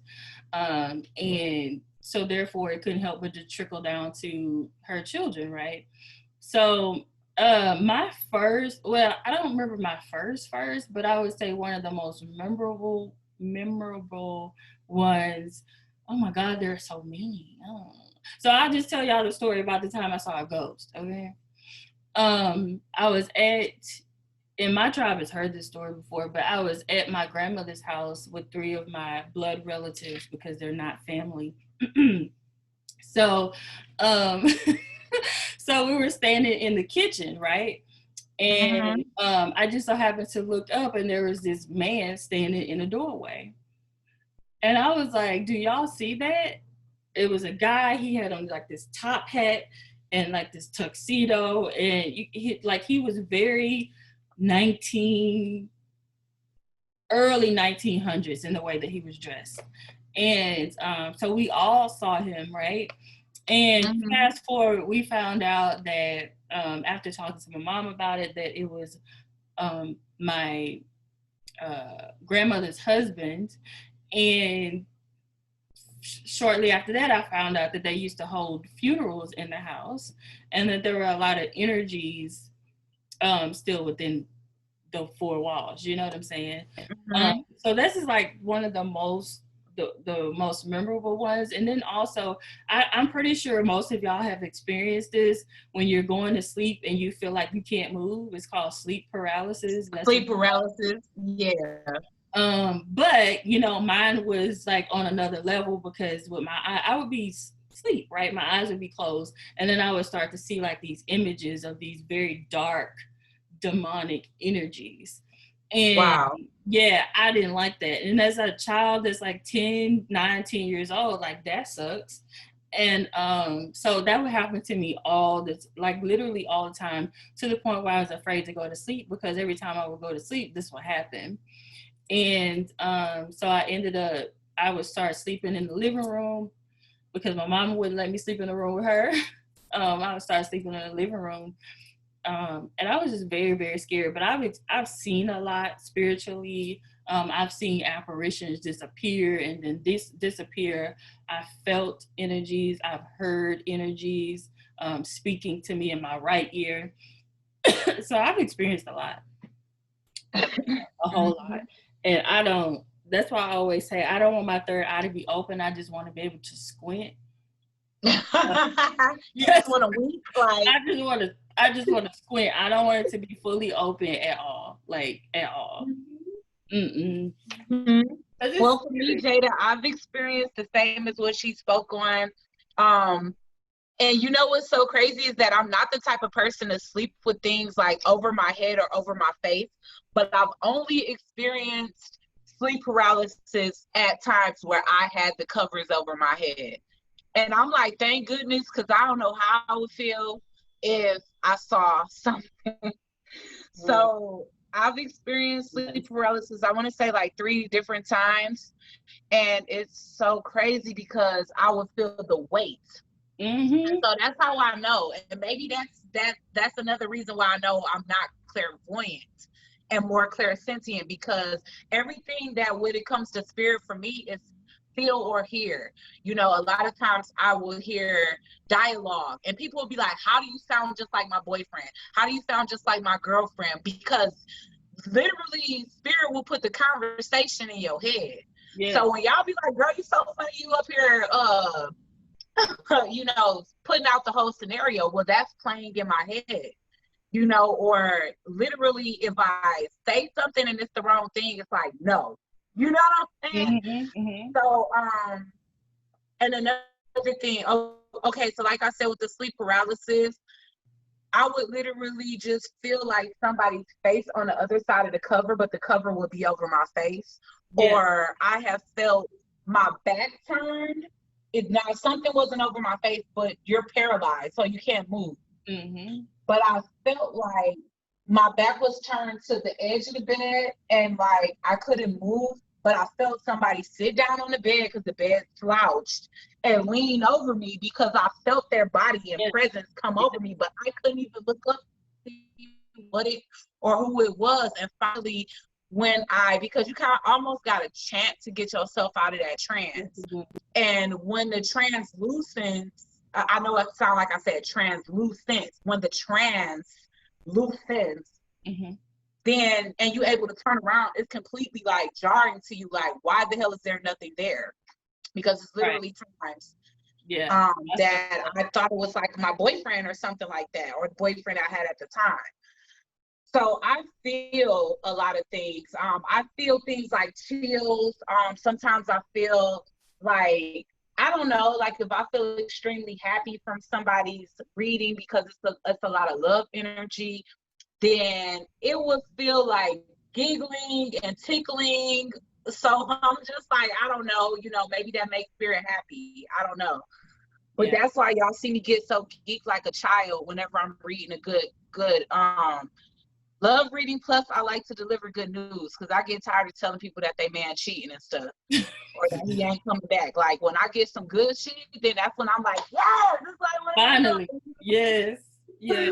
And then it's like the ringing of the ear. So that's how you guys will know that, it's like a phone call from spirit, or you ain't said enough, or you didn't say the right thing.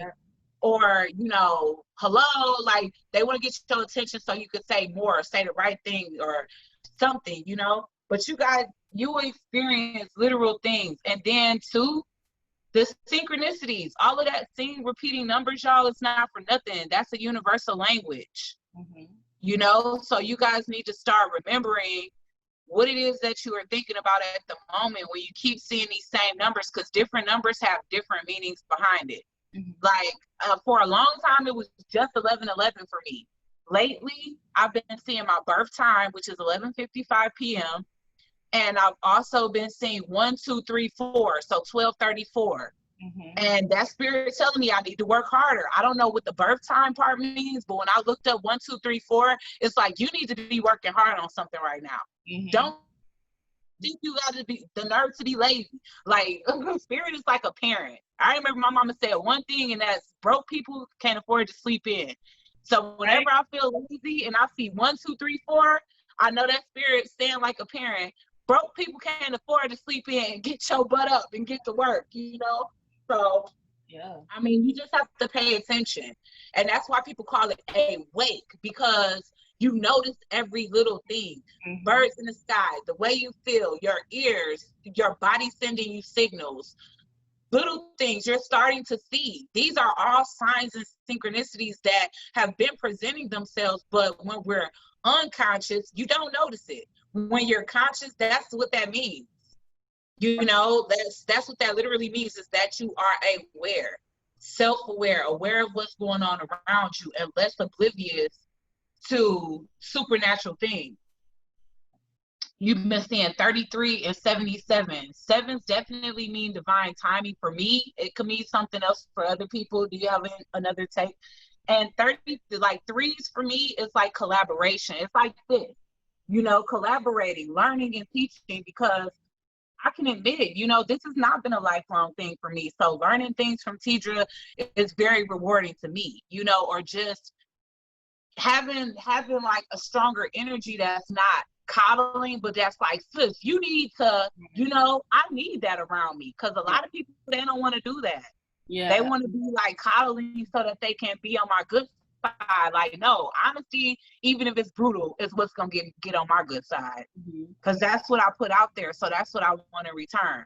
But 33s for me, it's like learning and teaching. It's collaboration, collaborative effort, cohesive effort, whatever you want to call it. And sevens, so you could, divine timing could be bringing like some like-minded individuals into your life for you to collab on something and bring, some dreams or some things that you've been wanting to bring to fruition. That could be what that means, Leah. Yep. Oh, you can't open the windows. Well, the good thing is that she said you don't have to. So. Oh, is that what she meant? She can't open the windows because she has an AC unit in her home. So that's why she's asking, like, is it still effective saging? Yeah. Yes. You know, so from what she explained, yes, it is. And like she said, just take note that, you know, you should open other things that things can hide in, like the cabinets and drawers in your house. Mm-hmm. Yeah. Jada, you've been seeing 22, you've been seeing 2s, 3s, and 5s. Okay. Well, 2s for me, that's definitely soulmate energy, but it can also be friends, business partnership. And seeing that 3s is coming right after that, it definitely can be social circle and business partnership coming in for you, and positive change.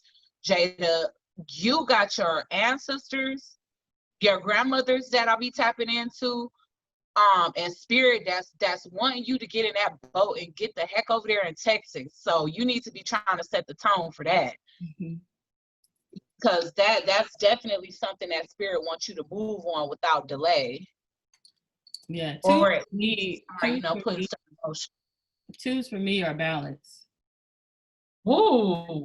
Oh, that makes sense because it's 2 things on the scale. It comes through as balance for me. All right, so Dominique, I think we can start to wind it up. Hopefully within the next couple of weeks we can do that other thing that we talked about. Definitely. I'm ready. But I would like to end it with doing like a group collective reading. Would you like to do that? I got okay. Yeah, let's do it. Get your Light Seers deck. And I'm just curious to see what energy comes. But hold on, y'all. I'm still in my pajamas, so listen, okay? I'm literally so y'all might see my PJs. Let me get my deck. Now I gotta find it.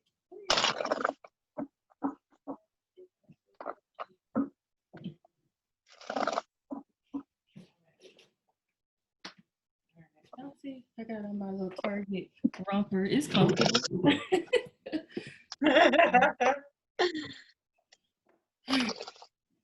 So let's see.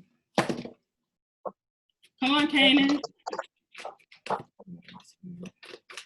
Let's get this good old collective energy going, baby. That's the only deck. I think we probably have a couple different of the same decks, but that's the one I knew you had. For sure. And I love this deck too. Me too. It's like, it's vibrant. It's so new age. Okay, Holy Spirit, Divine Spirit. What is the collective energy of this group after this beautiful spirit sister chat?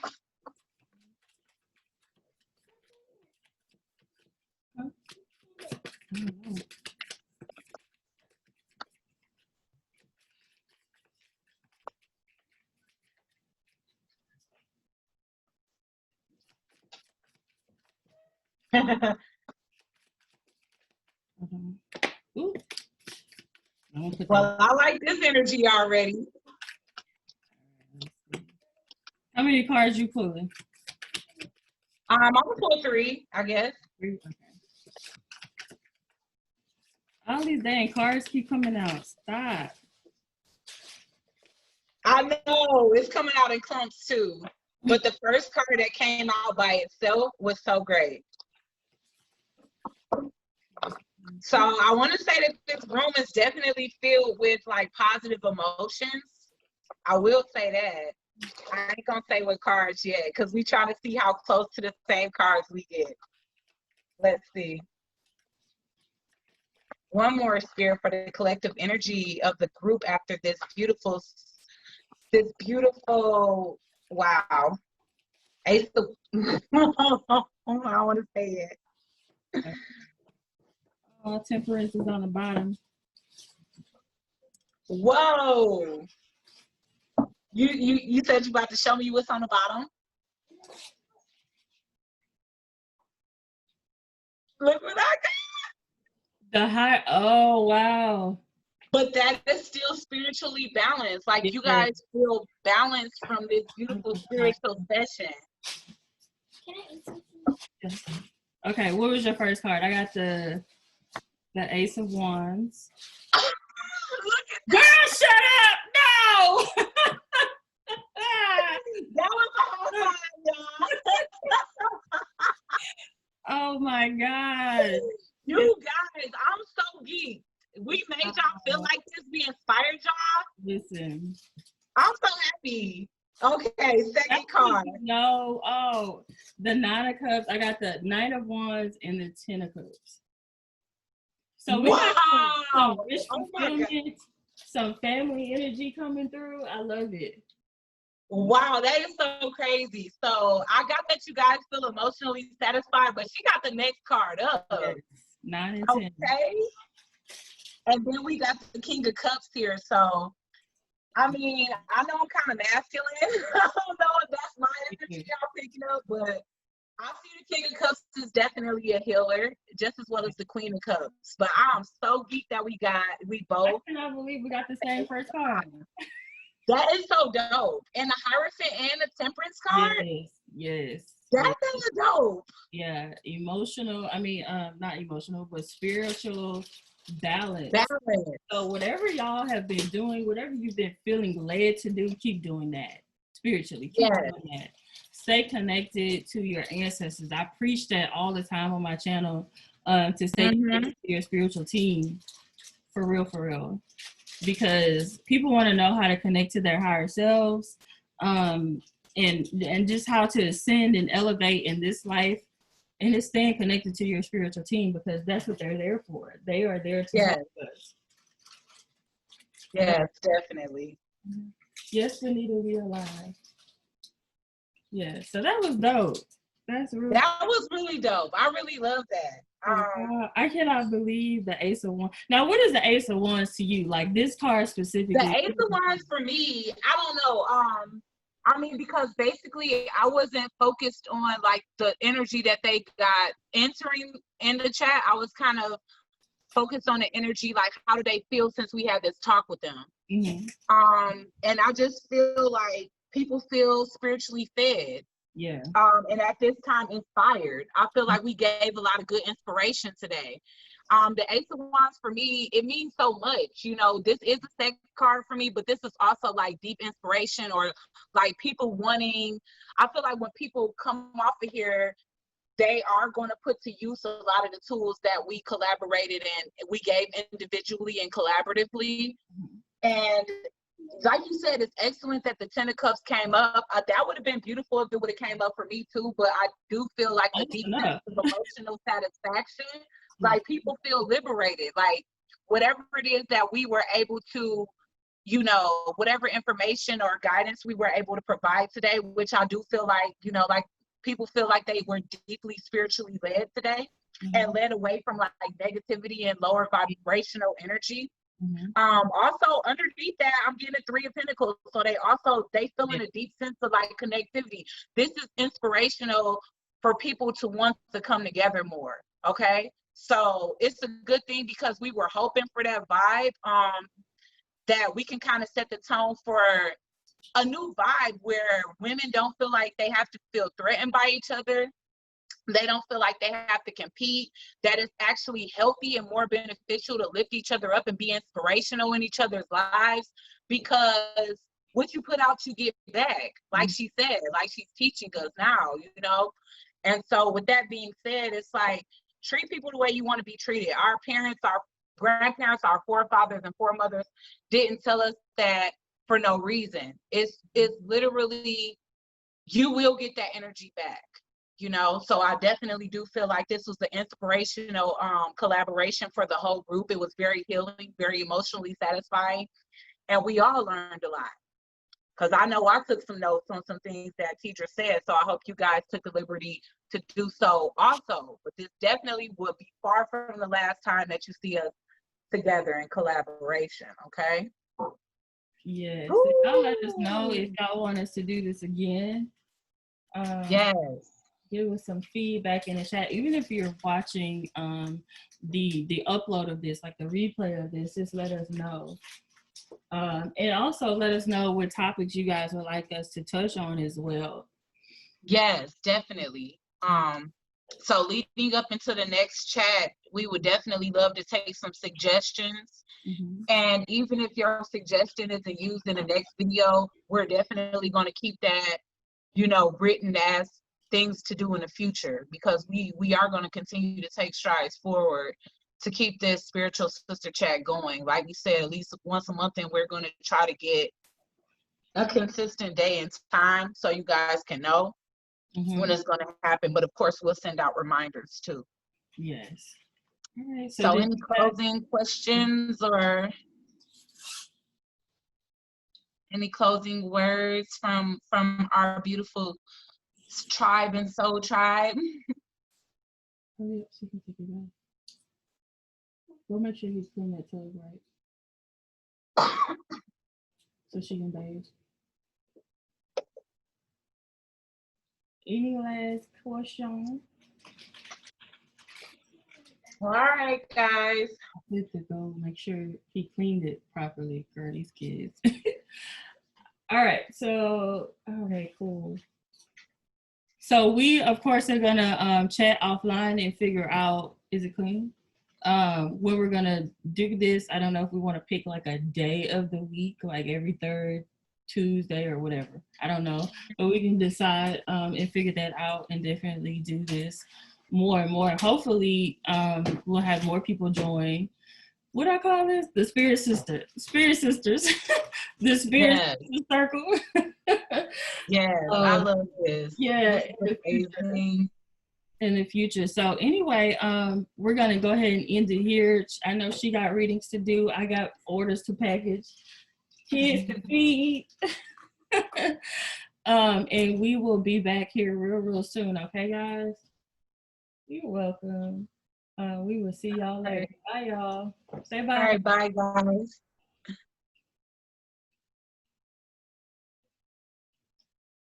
Okay, perfect. All right. So yeah, so we'll What happened? I'm still here. Can you still hear me? Because I can still hear you. Yeah, we're still here on Zoom. I just ended the live. Okay. Yeah. So so yeah, we'll you're frozen though. We can let me pause it.